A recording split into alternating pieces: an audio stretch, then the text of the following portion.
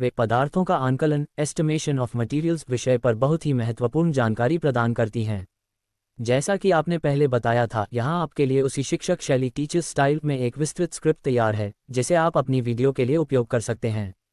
शिक्षक की आवाज़ में स्क्रिप्ट। नमस्कार साथियों, आज हम एक बहुत ही महत्वपूर्ण विषय पर चर्चा करने जा रहे हैं जो हर कुशल कारीगर और इंजीनियर के लिए आधार का काम करता है। आज का हमारा विषय है पदार्थों का आंकलन या एस्टिमेशन ऑफ मटीरियल्स। किसी भी निर्माण कार्य को शुरू करने से पहले उसका सही अनुमान लगाना क्यों जरूरी है, इसके नियम क्या हैं और इसे कैसे किया जाता है, आज हम इन सब पर विस्तार से चर्चा करेंगे। आज के इस सत्र के प्रमुख बिंदु ये हैं। हम सीखेंगे कि आंकलन क्या है, इसका उद्देश्य क्या है, आंकलन विभाग के कार्य क्या होते हैं और अंत में हम पदार्थों की लागत निकालने की वैज्ञानिक विधियों को समझेंगे। तो चलिए सबसे पहले समझते हैं कि आखिर ये आंकलन एस्टिमेटिंग है क्या। देखिए, किसी भी वस्तु या प्रोडक्ट को बनाने से पहले उसका जो संभावित खर्च होता है उसका सही हिसाब लगाना ही आंकलन कहलाता है। इसमें हमें उस वस्तु को बनाने में लगने वाली सामग्री की मात्रा, उसकी गुणवत्ता और लगने वाली मजदूरी का पहले से ही हिसाब करना पड़ता है। अब आप सोचेंगे कि इसका महत्व क्या है। दोस्तों, मान लीजिए आपने किसी प्रोजेक्ट का ठेका लिया है। अगर आपने सही आंकलन नहीं किया और खर्च का अनुमान कम या ज़्यादा लगा दिया तो या तो आपको बहुत बड़ा नुकसान उठाना पड़ेगा या फिर आपका टेंडर ही रिजेक्ट हो जाएगा। इसलिए एक सटीक एक्यूरेट आंकलन करना बहुत ज़रूरी है।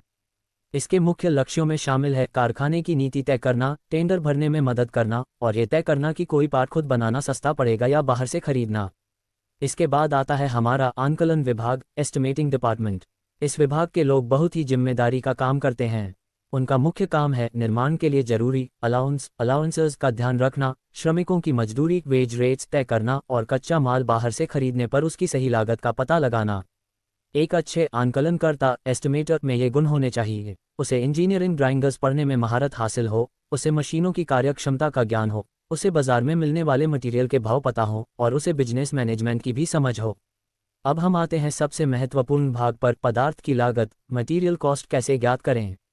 इसका एक निश्चित प्रोसीजर है। सबसे पहले आपको ड्राइंग के अनुसार उस वस्तु का आयतन वॉल्यूम निकालना होता है। इसके बाद उस पदार्थ के घनत्व डेंसिटी से उस आयतन को गुणा किया जाता है, जिससे हमें कुल भार वेट मिल जाता है। एक बार वजन पता चल गया तो हम बाजार दर से गुणा करके कुल लागत निकाल लेते हैं। अंत में अगर कोई स्क्रैप बचता है तो उसे कुल लागत में से घटाकर शुद्ध निर्माण लागत निकाल ली जाती है। इंजीनियरिंग कार्यों में हमें अक्सर स्टील फ्लैट्स, स्ट्रिप्स और प्लेट्स का उपयोग करना पड़ता है। इनके लिए भारतीय मानक इस कोड्स बने हुए हैं, जैसे कि IS 1730 1989।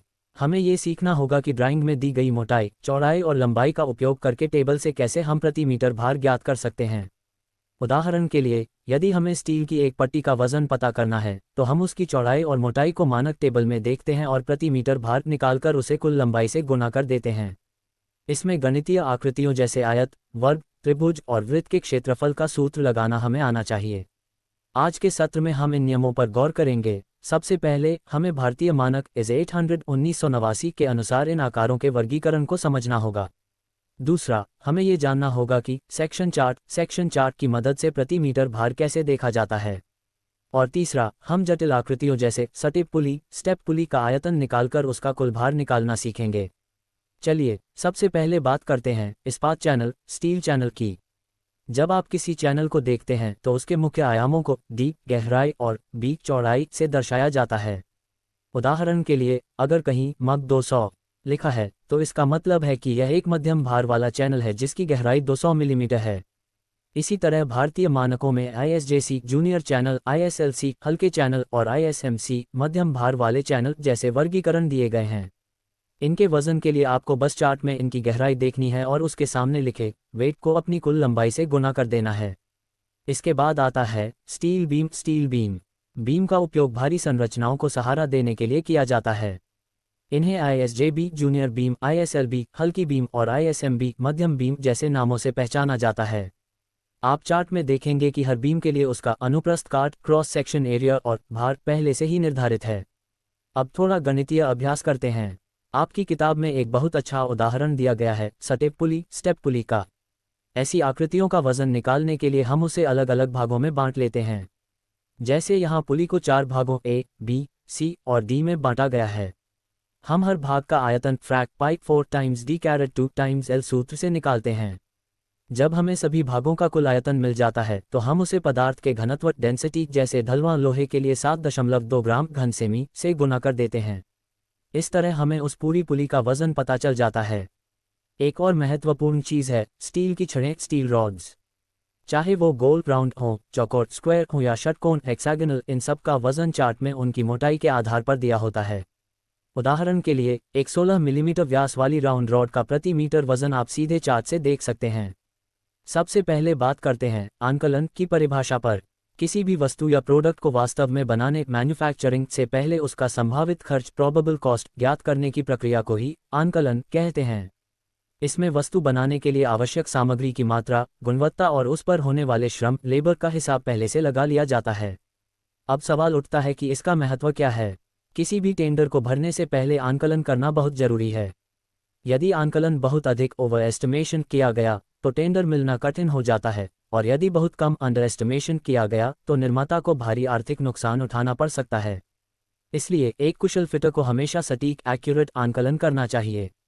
इसके मुख्य लक्ष्यों में शामिल हैं कारखाने की उत्पादन नीति तय करना, टेंडर भरने में सहायता करना, कारखाने के ओवरहेड खर्चों की वास्तविक स्थिति जानना, समय अध्ययन टाइम स्टडी के बाद श्रम की दरों का निर्धारण करना, और यह निर्णय लेना कि कोई विशिष्ट पार्ट खुद कारखाने में बनाया जाए या बाहर से खरीदा जाए।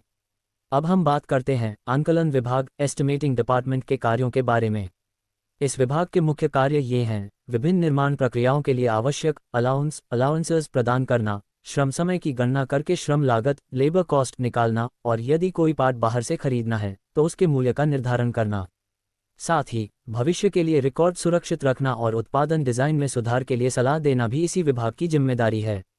एक अच्छे आंकलनकर्ता एस्टिमेटर के गुणों की बात करें तो उसे इंजीनियरिंग ड्राइंग पढ़ने में माहिर होना चाहिए। उसे मशीनों की कार्यक्षमता, उपयोग किए जाने वाले औजारों, बाजार में पदार्थ के भाव और विभिन्न कार्यों के लिए आवश्यक श्रम की पूरी जानकारी होनी चाहिए। उसे कार्यकुशल, गणित में निपुण और बिजनेस मैनेजमेंट के सिद्धांतों को जानने वाला होना चाहिए। अब हम आते हैं पदार्थ की लागत मटेरियल कॉस्ट ज्ञात करने की विधि पर। पदार्थ का मूल्य वस्तु की ड्राइंग और नमूने के आधार पर निकाला जाता है। आंकलनकर्ता पहले ड्राइंग को समझता है, फिर उसमें आवश्यक अलाउंस जोड़ता है और फिर वस्तु का आयतन वॉल्यूम निकालता है। जब आयतन मिल जाता है तो उसे पदार्थ के घनत्व डेंसिटी से गुणा करके वस्तु का भार वेट ज्ञात किया जाता है। अंत में कुल भार को बाजार दर से गुणा करके पदार्थ की कुल लागत निकाली जाती है। यदि निर्माण के दौरान कुछ स्क्रैप निकलता है तो उसके मूल्य को घटाकर शुद्ध लागत प्राप्त की जाती है। आंकलन के लिए हमें क्षेत्रफल मेंशरेशन के सूत्रों का ज्ञान होना चाहिए। जैसे आयत का क्षेत्रफल लंबाई गुना चौड़ाई होता है, वर्ग का क्षेत्रफल भुजा का वर्ग होता है, और त्रिभुज का क्षेत्रफल फ्रैक 1/2 टाइम्स आधार टाइम्स ऊंचाई होता है। वृत्त का क्षेत्रफल पाई आर वर्ग या फ्रैक पाई 4d वर्ग से निकाला जाता है। इसी प्रकार बेलन सिलेंडर का आयतन आधार का क्षेत्रफल गुना ऊंचाई होता है। अब बात करते हैं इस्पात की विभिन्न सामग्रियों की विशिष्टताओं स्पेसिफिकेशंस की। भारतीय मानक इस 1730-1989 के अनुसार स्टील फ्लैट्स की चौड़ाई और मोटाई को मिलीमीटर में वर्णित किया जाता है।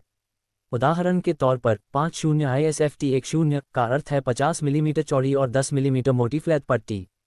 इसी तरह स्टील की चादरों शीट्स को लंबाई टाइम्स चौड़ाई टाइम्स मोटाई के रूप में दर्शाया जाता है। जब हम इस्पात की छड़ों या फ्लैट्स का वजन निकालते हैं तो हमें पदार्थ के घनत्व की जानकारी होनी चाहिए। ढलवां लोहे का घनत्व 7.2, एल्यूमिनियम का 2.685 और पीतल का 8.081 ग्राम घन सेमी होता है। आप अपनी किताब में दिए गए टेबल्स का उपयोग करके सीधे प्रति मीटर वजन ज्ञात कर सकते हैं। इसके अलावा विभिन्न स्ट्रक्चरल सेक्शन जैसे चैनल बीम और एंगल्स के लिए भी मानक चार्ट दिए गए हैं। उदाहरण के तौर पर मग 200 का मतलब है मध्यम वजन वाला चैनल जिसकी गहराई 200 मिलीमीटर है। इन चार्ट्स के माध्यम से आप किसी भी सेक्शन का अनुप्रस्थ काट क्रॉस सेक्शन एरिया और प्रति मीटर भार आसानी से देख सकते हैं।